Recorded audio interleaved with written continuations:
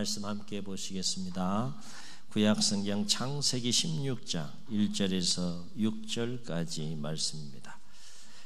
창세기 16장 1절에서 6절 말씀 19면쯤에 있습니다.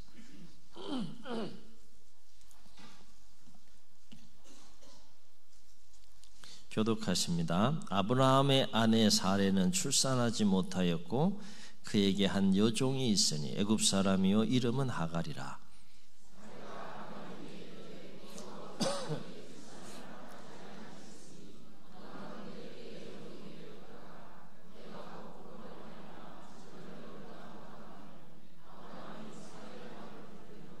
아브라함의 아내 사레가 그 여종 애굽 사람 하갈을 데려다가 그 남편 아브라함에게 첩으로 준 때는 아브라함이 가나안 땅에 거주한 지 10년 후였더라.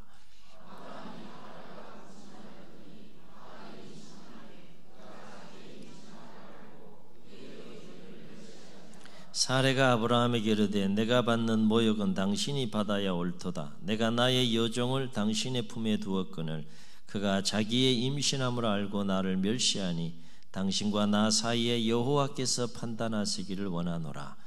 아브라함이 사레에게 이르되 당신의 여종은 당신의 수중에 있으니 당신의 눈에 좋을 대로 그에게 행하라 하매 사레가 하갈을 학대하였더니 하갈이 사레 앞에서 도망하였더라. 아멘. 알렉산더 대왕이 친한 친구로부터 귀한 선물을 받았다고 합니다. 선물의 내용은 사냥개, 잘 훈련된 사냥개 2마리였는데 사냥을 하기를 좋아했던 이 알렉산더 대왕은 선물을 받고 기뻐했다고 해요. 그러던 어느 날 이 대왕이 사냥개를 데리고 토끼 사냥을 나서게 됐는데 웬일인지 이 함께 사냥을 나간 이 사냥개 2마리가 사냥에는 전혀 생각이 없는 듯이 토끼가 막 달아나는데도 불구하고 그냥 빈둥빈둥 누워있더라는 거예요. 그 모습을 보니까 화가 치밀었습니다. 그래서 알렉산더 대왕은 화가 나서 선물로 받은 그 사냥개들을 모두 죽여버렸다고 합니다. 그리고 나서 대왕은 사냥개를 선물한 친구를 불러서 이렇게 호통을 쳤다고 해요.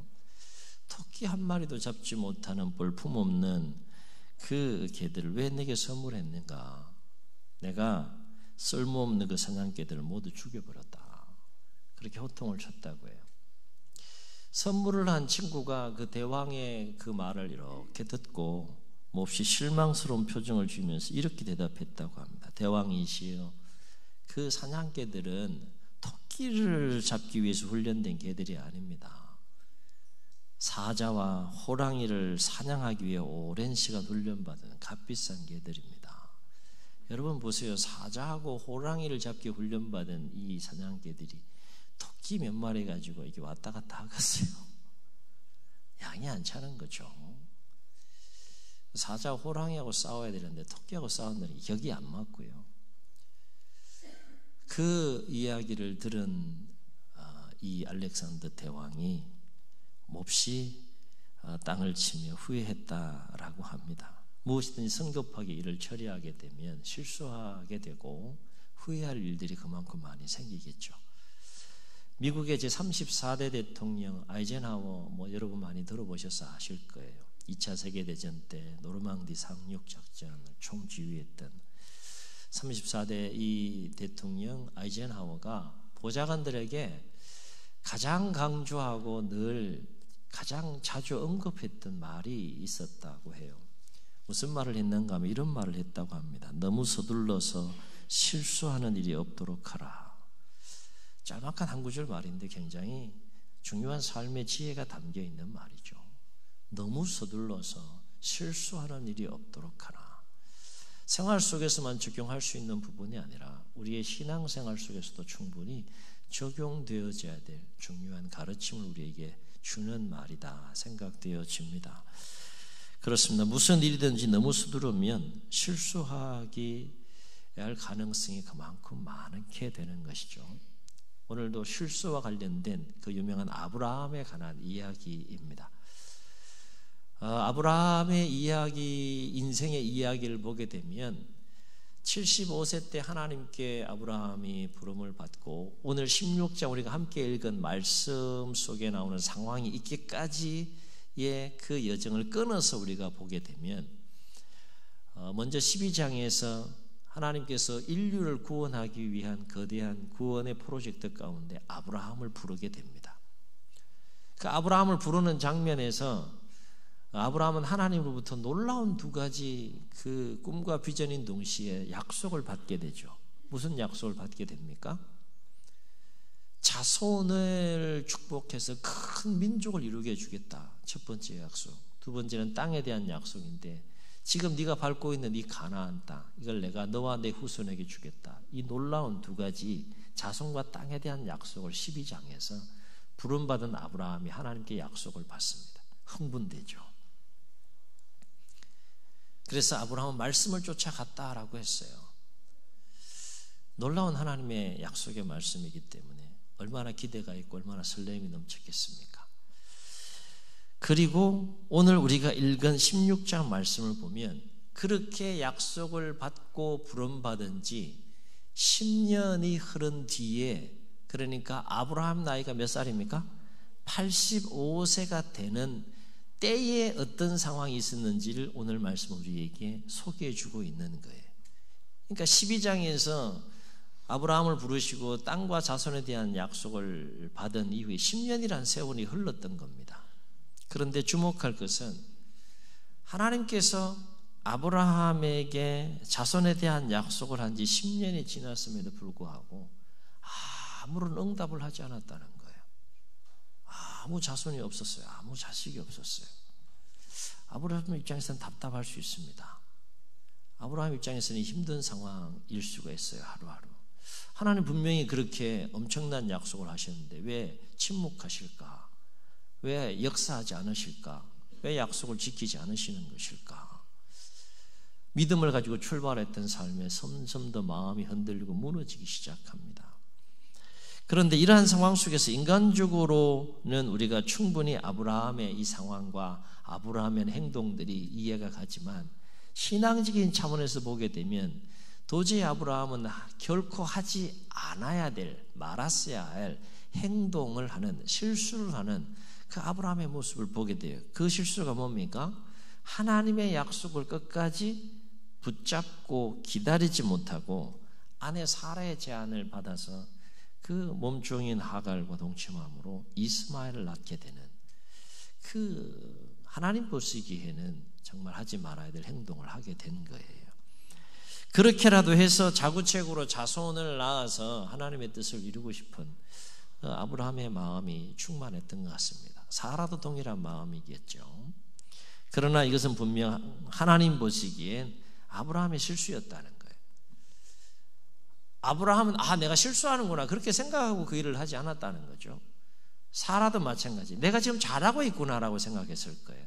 올바른 판단 가운데 올바른 선택을 통하여 올바른 내가 행위를 하고 있다라고 생각했을 겁니다.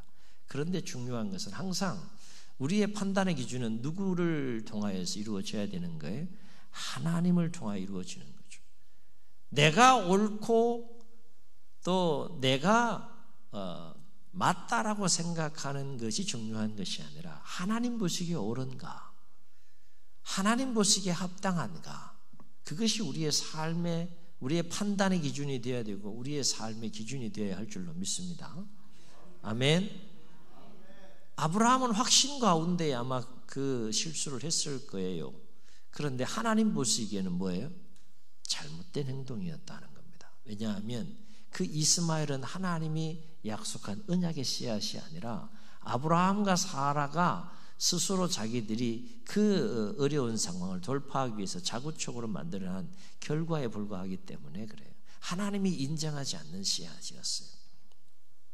여기서 우리가 주목할 것은 하나님의 뜻이 아닌 자신의 방법으로 하나님의 뜻을 이루려고 하는 모든 몸부림과 모든 노력은 반드시 갈등을 낳게 되고 상처와 아픔을 낳게 되고 그 결과로 인간관계가 파괴되고 공동체가 무너지고 파괴되는 모습을 보게 된다라고 하는 거예요.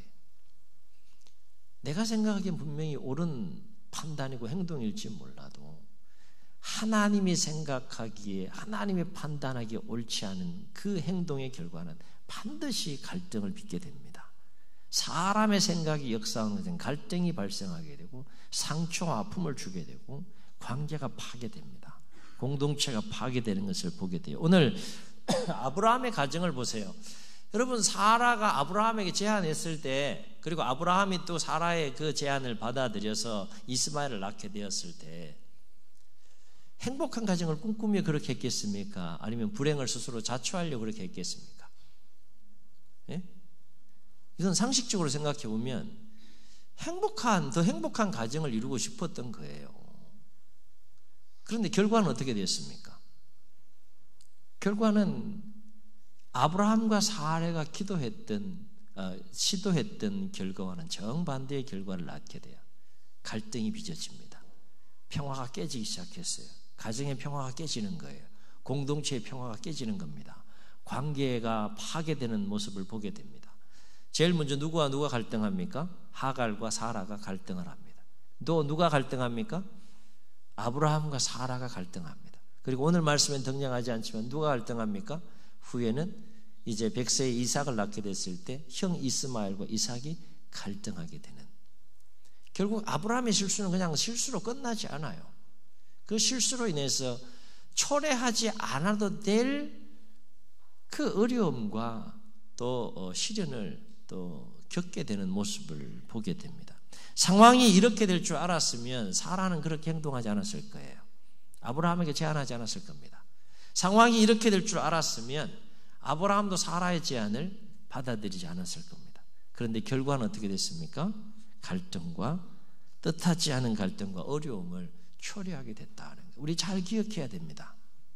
내가 옳다고 해서 하나님이 반드시 옳게 여기는 것이 아니라는 사실을 항상 염두에 두고 우리가 신앙생활을 해야 되고 인간관계를 맺어가야 하고 우리에게 맡겨진 일들을 감당해 가야 한다는 겁니다.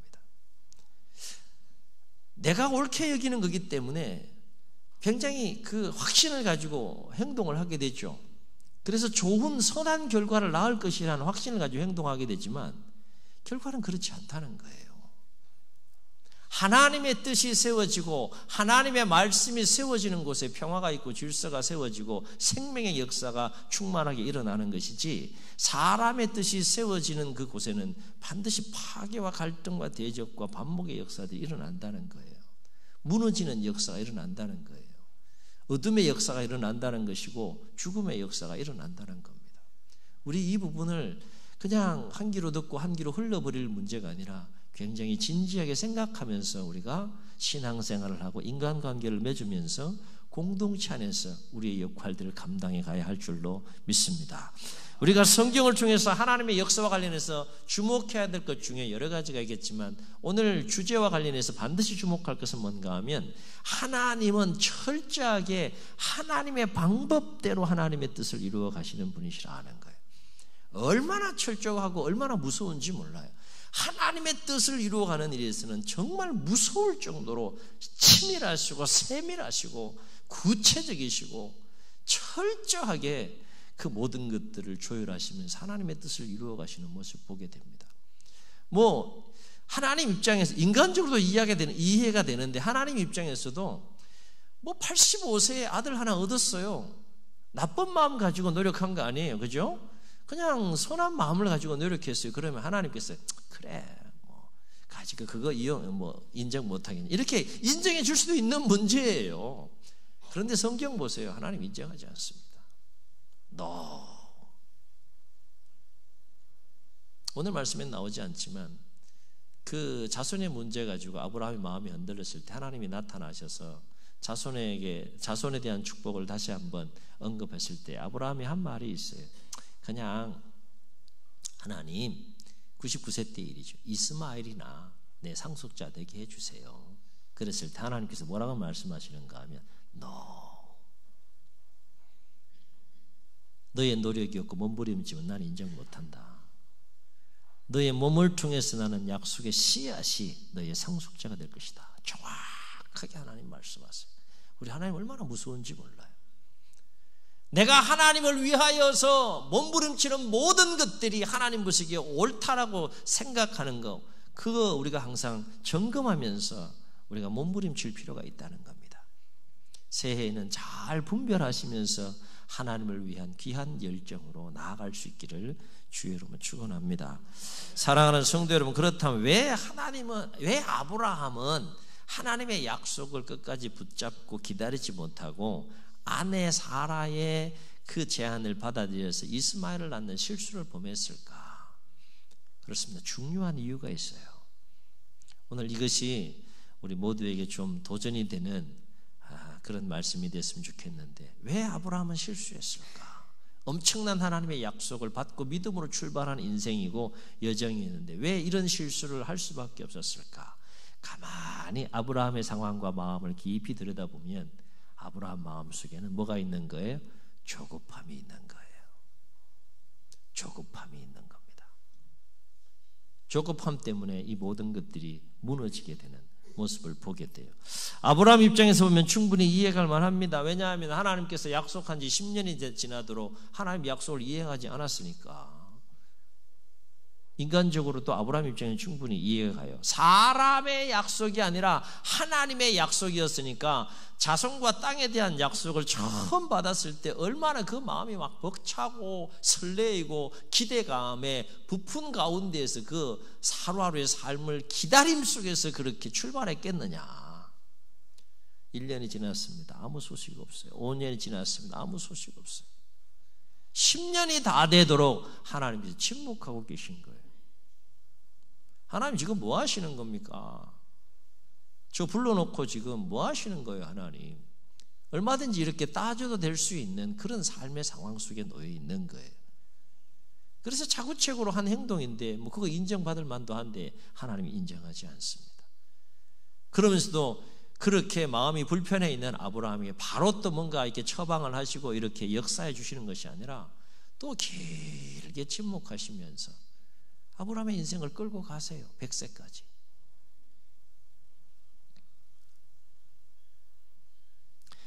(10년을) 기다렸지만 자녀가 없자 아브라함과 사라의 마음이 점점 초조해지고 조급해지기 시작합니다. 우리는 이러한 아브라함과 사라의 마음을 어디에서 우리가 목격할 수 있는가 하면 16장 2절을 보게 되면 이러한 아브라함과 사라의 마음을 우리가 목격할 수 있어요. 16장 2절을 보게 되면 이 사라가 아브라함에게 제안하고 아브라함 그 사라의 아내의 제안을 받아들이는 장면이 나오는데 이렇게 말씀합니다. 사라가 아브라함에게 이르되 여호와께서 내게 출산을 허락하지 아니하셨으니, 이 얘기는 뭐예요? 마음이 흔들린 겁니다. 약속을 내려놓는 거예요. 포기하는 겁니다. 여호와께서 내게 출산을 허락하신다고 내가 설레임 속에 하루하루 살았는데 지금 사라의 마음이 어떤 겁니까? 이제 포기하는 거예요. 내려놓는. 여호와께서 내게 출산을 허락하지 아니하셨으니 원하건대 내 여종에게 들어가라. 인간적인 생각에 사로잡혀서 인간적인 자구책을 강구합니다. 왜 여종에게 들어가는가 하면 인간적인 마음이 그 다음 툭 튀어나와요. 보세요. 혹 내가 그로 말미암아 자녀를 얻을까 하노라. 사라의 마음속에, 아브라함 마음속에 자녀를 얻고 싶으면 열망이 있었다는 겁니까? 없었다는 겁니까? 있다는 거예요. 여전히 있는 거예요. 여기까지는 사라의 마음입니다. 그런데 그 다음 보세요. 아브라함이 어떻게 행동하는가? 혹 그로 말미암아 자녀를 얻을까 하노라 하매 아브라함이 누구의 말을 들었더라? 누구의 말을 들었더라? 하나님의 말씀을 들었더라? 사라의 말을 들었더라. 누구의 말을 들어야 돼요? 하나님 말을 들어야 돼요. 힘이 들어도 드디어 응답하셔도 내 생각과 방법으로 하나님이 역사하지 않는다 할지라도 상식적으로 도저히 이해할 수 없는 상황 속으로 하나님 몰아넣으셔도 그렇게 우리의 인생을 주관하시고 섭리해 가셔도 우리는 하나님의 자녀고 하나님의 백성이므로 우리는 하나님의 은혜 안에 있고 하나님의 사랑 안에 있기 때문에 뭘 붙잡아야 되는 거예요? 인간적인 생각이 밀려올 수 있을 때 뭘 붙잡아야 되는 거예요? 하나님의 말씀을 붙잡아야 되는 거예요. 새해에 하나님 말씀을 붙잡을 수 있기를 주의 여러분 축원합니다. 그래야 넘어지지 않는 거예요.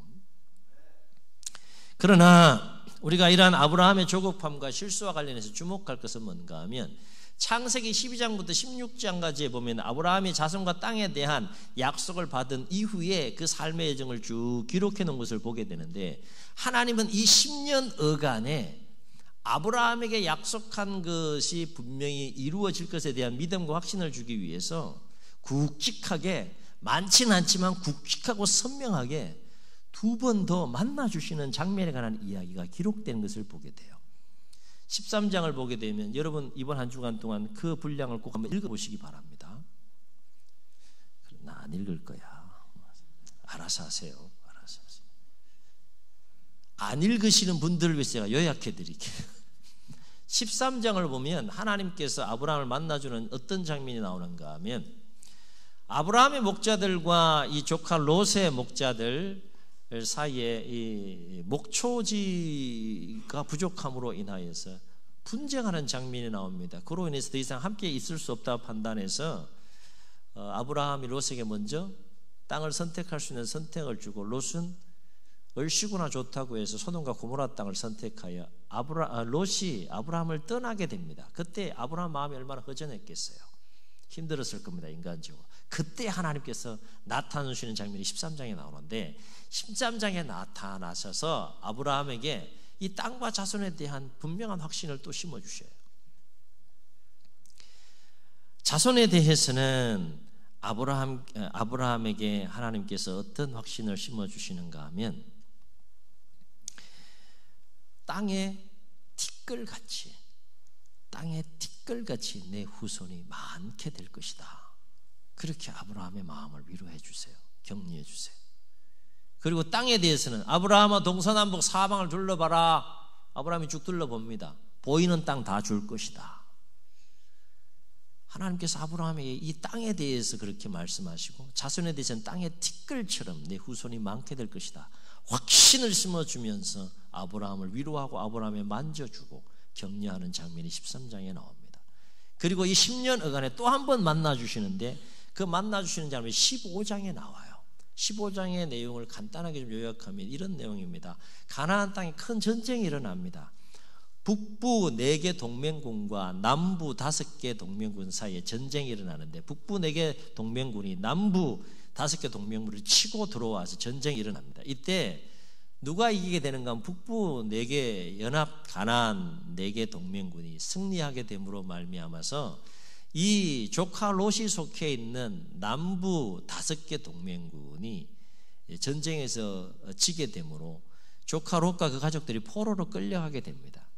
그런데 놀라운 사실은 아브라함에게는 집에서 길른 318명의 사병이 있었어요. 그만큼 아브라함이 굉장히 영향력 있는 삶을 살았다는 것을 드러내려는 장면인데, 놀랍게도 318명을 거느리고 담대함으로 그냥 북부 4개 연합군과 싸우러 올라갑니다.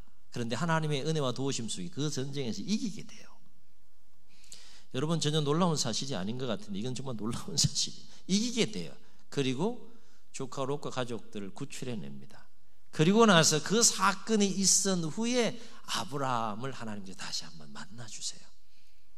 만나주시면서 땅과 자손에 대해서 다시 한번 확정을 하시면서 땅에 대해서는 자손에 대해서는 어떻게 말씀하시는가 하면, 13장에서는 땅에 티끌처럼 많게 하리라 말씀하지만 15장에 가면 무별들을 보라 하늘에 저 수많은 별들과 같이 내 후손들이 많게 될 거다.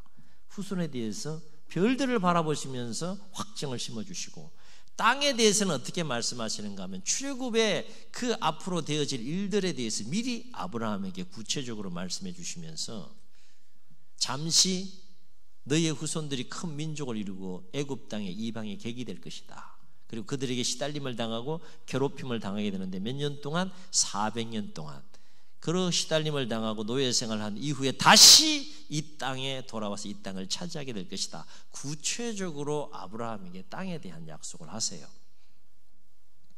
그리고 나서 아예 그냥 종지부를 딱 찍듯이, 도장 딱 찍듯이 법정에서 마치 판결을 선명하게 하듯이 언약의 정표로 어떤 일을 하나님께서 행하게 하시는가 하면, 3년 된 암소, 3년 된 숫소, 순념소, 그리고 순양을 데려다가 산비둘기 집비둘기 가져오라고 해서 새는 빼고 그 나머지 소, 암염소, 순양의 그 짐승을 반으로 쫙 쪼갭니다. 쫙 쪼개요. 서로 마주보게 쪼갭니다. 그리고 타는 햇불이 그 사이를 쫙 지나가게 함으로 말미암아서 아브라함과 하나님께서 일방적으로 언약을 맺어요. 짐승을 반으로 쪼개서 햇불이 지나갔다는 것은 어떤 측면인가 하면 내가 생명을 걸고 이 약속을 지키겠다라고 하는 행위예요. 그렇게 도장을 꽝 찍어요. 아브라함에게는 정말 놀라운 은혜입니다. 아브라함이 언약을 맺자고 한 것도 아니고 하나님이 일방적으로 그렇게 언약을 맺습니다. 나 반드시 이 약속 지킨다. 생명 걸고 내가 이 약속 반드시 지킨다. 그게 15장에 나오는 이야기예요. 자, 이렇게 비록 많지는 않았지만 10년 동안 2번씩이나 더 아브라함에게 하나님께서 나타나셔서 약속과 언약에 대한 믿음과 확증을 주셨으면 아브라함 어떻게 살아야 됩니까? 그 약속의 말씀을 붙잡고 힘들어도 끝까지 삶을 살아가야 할 텐데 그럼에도 불구하고 결국 아브라함은 이 조급함을 극복하지 못해요. 초조함을 극복하지 못합니다. 그래서 결국 이스마엘을 낳게 되는 실수를 하게 되는 겁니다. 그래서 결국 초래하지 않아도 될 그 어려움을 초래하게 되는 모습을 성경을 통해서 보게 되죠.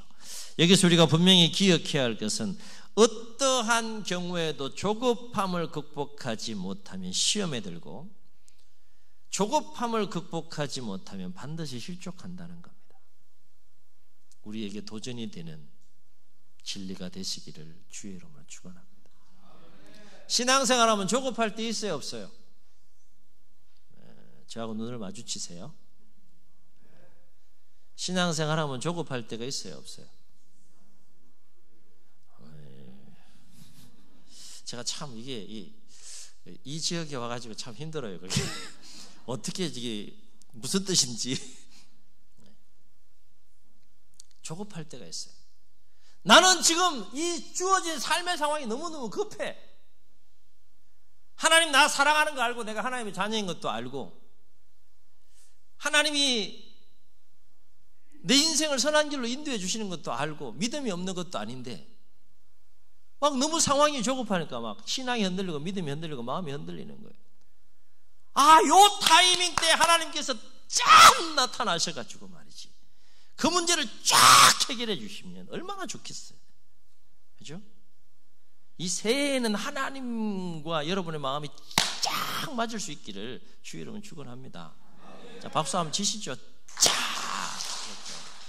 그렇게 기도하세요.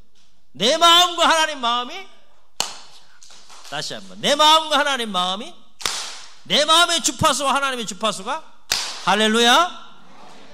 이렇게 되면 얼마나 좋겠어요. 근데 우리 하나님 그렇게만 인도하지 않으세요.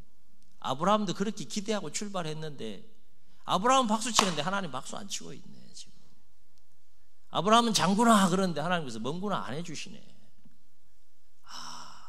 힘든 거예요.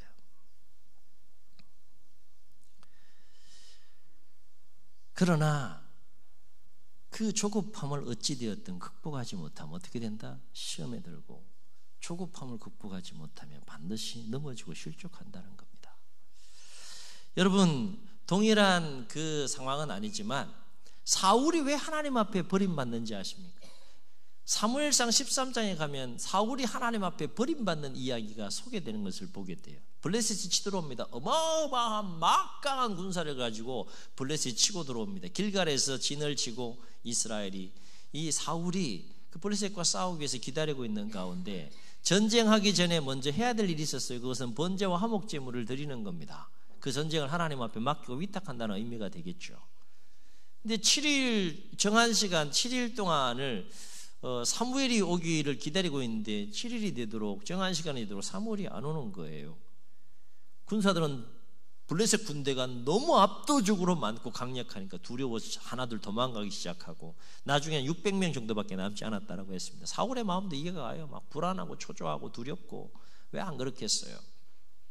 마음은 조급해 죽겠는데 사무엘은 안 오는 거예요. 속으로 욕 엄청나게 했을 겁니다. 그래서 너무 불안하고 초조하고 조급한 마음에 하지 말아야 될 월권행위를 합니다. 사울이 뭘 해요? 번제를 드립니다. 이거는 하나님 법에 어긋나는 거예요. 제사장만이 할 수 있는 일을 왕이 번제를 드려요. 번제를 드릴 때 누가 등장했다 그랬어요? 참 타이밍도 기가 막혀요. 그때 사무엘이 딱 등장하는 거예요. 얼마나 얄밉겠어요. 그런데 그 사무엘이 번제를 드리고 있는 사울을 보고 깜짝 놀라면서 이렇게 얘기합니다. 하나님께서 당신 월권했어요. 하나님께서 당신의 왕권을 길게 가지 못하게 할 겁니다. 하나님께서 당신 버렸어요. 하나님의 마음 새로운 사람을 지금 찾았습니다. 하나님께서 사울을 버렸다는 거죠. 조급함을 극복하지 못함으로 말미암아서, 초조함을 극복하지 못함으로 말미암아서, 지든 말든 어떻게든 죽이 되든 밥이 되든 기다려야 되는 건데, 사울은 자구책으로 자기가 하지 말아야 될 월권행위를 함으로 말미암아서 결국 버림받게 되는 안타까운 인생으로 그 삶이 흘러가는 것을 성경을 통해서 보게 됩니다. 사랑하는 성도 여러분, 그렇다면 우리가 하나님의 약속의 성취와 관련하여서 반드시 이 조급한 마음을 반드시 극복해야 되는데, 이 조급한 마음을 극복하려면 어떻게 해야 될까? 세 가지를 함께 묵상해 봅니다. 첫째는 끝까지 하나님을 신뢰하고 인내함으로 기다리는 법을 배워야 한다는 거예요. 아멘. 아멘. 하나님의 모든 역사 속에서는 기다림이 있어요. 인내함을 하나님 요구하십니다. 충분한 기다림, 충분한 인내의 분량을 하나님께서 요구하시는 것을 보게 돼요. 왜 우리는 끝까지 하나님을 신뢰하고 인내함으로 기다리는 법을 배워야 되느냐? 그렇습니다. 모든 일에는 내가 정한 때가 아니라 하나님이 정한 때가 있다는 거예요. 분별할 수 있기를 주의 이름으로 축원합니다. 하나님이 정한 때가 있는 거예요. 성경을 보세요. 하나님은 아무 때나 역사하지 않으세요. 하나님이 정한 그 시간의 분량이 있어요. 조율해 가시면서 하나님의 때에 개입하셔서 역사하시는 것을 보게 됩니다. 그래서 전도서 기자는 이와 관련해서 뭐라고 말했는가 하면, 전도서 3장 그 유명한 때장이죠. 범사가 기한이 있고 천하만사가 때가 있나니 그랬어요. 11절에 하나님께서 모든 것을 지으시되 때를 따라 아름답게 하셨고 또 사람에게는 영혼을 사모하는 마음을 주셨느니라. 그 다음 구절을 잘 보세요. 그러나 하나님이 하시는 일의 시종, 처음과 끝입니다. 하나님이 하시는 처음과 끝 시종을 사람으로 헤아려 알지 못하게 하셨도다. 아멘. 때는 하나님이 조율하시는 겁니다. 때는 하나님이 주관하시는 겁니다. 그러므로 우리는 비록 조급한 마음이 우리 안에 막 밀려온다 할지라도 하나님이 역사하실 때까지 뭐 해야 되는 거예요? 묵묵히 인내하면서 기다려야 되는 거예요. 잘 기다리는 새해가 되시기를 주의 이름으로 축원합니다. 그래서 야고보 사도는 이와 관련해서 야고보 1장 4절에서 뭐라고 우리에게 권면하는가 하면 한번 따라해 보시겠습니다. 인내를 온전히 이루라. 야고보 사도는 인내를 온전히 이루라 그랬어요. 이는 너희로 온전하고 구비하여 조금도 부족함이 없게 하려 함이라 그랬어요. 인내를 온전하게 이루라는 거예요. 성경을 보게 되면 하나님은 하나님 백성들에게 이 온전함을 요구하시는 하나님을 우리가 만나게 됩니다. 인내를 온전히 이루라는 거예요. 두 번째, 조급함을 극복하기 위해서 우리가 반드시 가져야 될 중요한 삶의 자세가 있다면 하나님의 선한 역사에 대하여 온전한 믿음을 가져야 한다는 겁니다. 무슨 믿음? 온전한 믿음. 무엇에 대하여? 하나님께서 선하게 역사해 가신다라고 하는 그것에 대한 온전한 믿음이 필요하다는 거예요. 왜냐하면 하나님의 약속은 비록 그 때와 그 방법은 알 수 없어. 우리는 결론을 압니다. 믿음으로 그 결과를 안다는 거예요. 결과는 뭡니까? 반드시 성취하시고 반드시 이루시는 모습을 성경 66권을 통해서 우리가 만나게 되고 우리들의 삶의 신앙의 여정 속에 체험하고 경험하지 않습니까? 반드시 이루어진다면 기다려야 되는 거예요. 믿음으로 기다려야 되는 겁니다. 참고 인내하며 기다려야 되는 거예요. 오늘 16장 이후, 그러니까 아브라함 나이 85세 이후의 역사를 한번 보세요. 역사가 어떻게 흘러갔는지. 오늘 16장 이후에, 그러니까 15년 후 몇째입니까? 100세가 되는 때에 하나님께서는 약속하신 대로 약속의 씨앗 이삭을 주시는 모습을 성경을 통해서 보게 됩니다. 뿐만 아니라 자손의 복을 계속해서 주셔서 큰 민족을 이루어가게 하시는 하나님의 성실하시고 신실하신 역사를 봅니다. 뿐만 아니라 땅에 대한 약속도 아브라함에게 약속한 이후 500년이 지난 시점이긴 하지만 출애굽 2세대들을 통하여 여호수아 군대를 통하여 요단강을 건너게 하시고 약속의 땅을 정복하여 분배하게 하시는, 이를 통하여 1차적으로 성취하시는 하나님의 신실하신 모습을 보게 됩니다. 짐승의 바늘 쪽에서 횃불로 지나가 생명 걸고 내 약속 지키겠다 말씀하신 그 약속을, 사람은 믿음이 흔들리고 신앙이 흔들리고 마음이 흔들려서 실수하고 실족했지만 하나님은 실수하지 않습니다. 하나님은 실수하는 분이 아니십니다. 다만 우리의 때와 하나님의 때가 다를 수 있고 우리의 방법과 하나님의 방법이 다를 수 있지만 하나님께서 계획하시고 말씀하신 것은 반드시 성취하시고 이루시는 하나님 모습을 보게 돼요. 그러므로 우리는 하나님께서 약속의 씨앗인 이삭을 주시기 1년 전, 아브라함 나이 몇 세입니까? 99세 때 아브라함에게 나타나서 하신, 아브라함에게 하신 그 말씀 우리는 기억하며 삶을 살아야 된다는 거예요. 무슨 말씀을 하나님께서 아브라함에게 했을까? 이런 말씀 하셨어요. 나는 전능한 하나님이라. 너는 내 앞에 행하여 완전하라 그랬어요. 나는 전능한 하나님. 이게 무슨 얘기입니까? 나는 마음만 먹으면 얼마든지 무엇이든지 할 수 있고 네가 원하는 거 얼마든지 줄 수 있다는 거예요. 99세 때 100세 이삭을 주기 전에 나타나서 아브라함에게 하신 말씀, 나는 전능한 하나님이라. 엘샤다의 하나님, 전능한 하나님이라. 그러므로 너는 내 앞에 행하여, 따라해 보시겠습니다. 완전하라. 완전하라. 무슨 말입니까? 비록 하나님의 약속이 내가 생각했던 것보다 더디 응답된다고 할지라도, 때로는 하나님의 그 약속과 역사가 의심이 돼서 불가능하게 여겨진다고 할지라도, 그럼에도 불구하고 하나님의 선한 역사에 대해서 온전한 믿음을 가지고 삶을 살아가라는 거예요. 왜냐하면 하나님은 전능하신 분이시고 이 약속한 것은 반드시 이루시고 성취하신 분이시기 때문인 줄로 믿습니다. 조급함을 극복하기 위해서는 어떻게 해야 되느냐? 한 가지 더 우리가 해야 될 중요한 자세가 있는데, 하나님의 도움을 구하며 간절히 기도하고 구해야 된다는 거예요.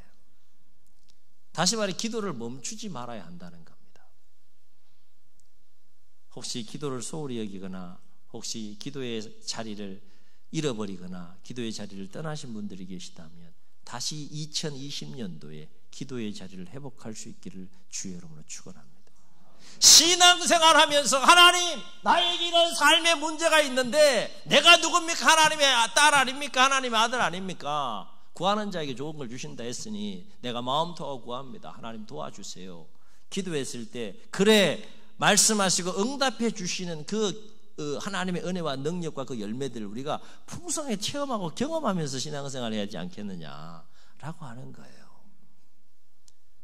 기도를 멈추면 실족하는 겁니다. 오늘 말씀을 읽으면서 제가 아쉬웠던 부분이 있어요.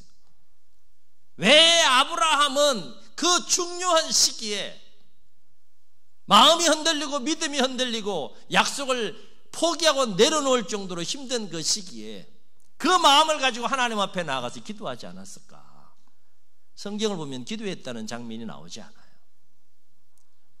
만약에 이러한 상황 가운데서 야곱이 야복강가에서 하나님의 사자와 삿발을 잡고 실험했던 것처럼 당신이 내게 축복하지 않으면 나에 놓지 않겠다, 그런 결사적인 마음을 가지고 아브라함이 만약에 기도했으면 하나님께서 아브라함의 마음을 어떻게 만져주셨을까? 저는 넘어지지 않았을 거라고 봅니다. 주관적인 신앙의 체험과 경험을 통해서 볼 때 그렇게 몸부림치면서 하나님 앞에 마음 터하며 기도하는 자들의 마음을 하나님께서 반드시 만져주십니다. 그런데 오늘 말씀 보면 아브라함은 누구의 말을 들었더라? 사례의 말을 들었더라. 이 얘기는 뭔가 하면 기도하지 않았다는 거예요. 기도하지 않으면 무슨 생각이 들어가는 겁니까? 인간적인 생각이 들어가는 거예요. 인간적인 마음이 들어와서 지배하고 다스리는 겁니다. 그럼 넘어지는 거예요. 조급함을 이기지 못합니다. 불안함을 이기지 못합니다. 두려움을 이기지 못합니다. 초조함을 이기지 못하는 거예요.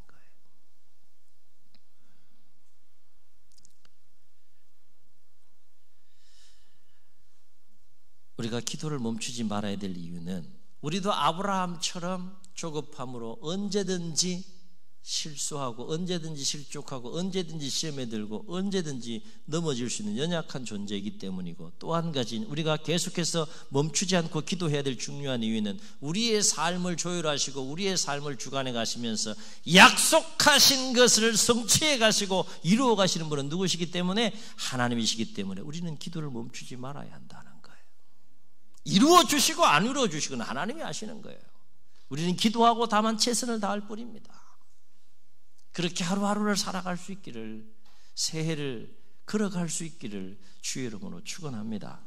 그렇습니다. 신앙생활 하다 보면 때로는 아브라함처럼 하나님의 선한 역사와 관련해서 막 조급함이 막 밀려올 때가 있어요.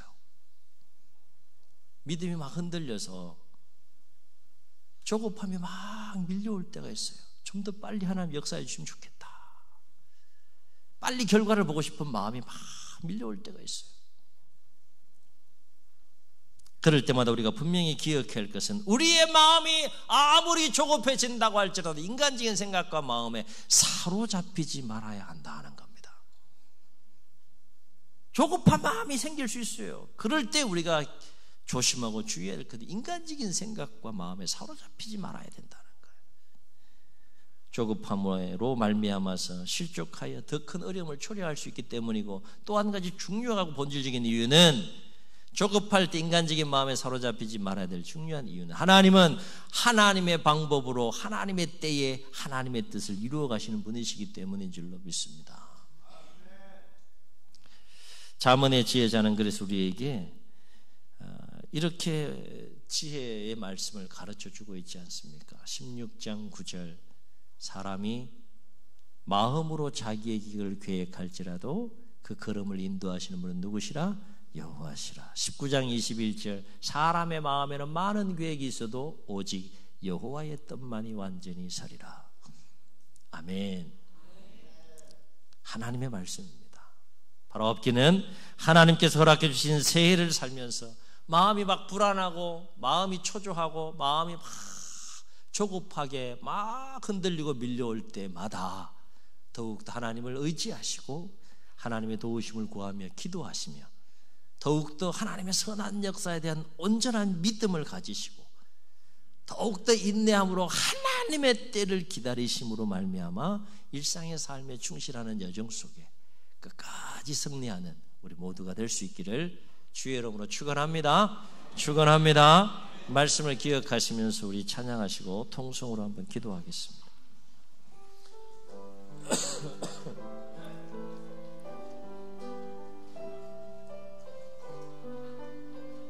여기에 모인 우리, 여기에 모인 우리 주의 은총 받은 자여라. 주께서 이 자리에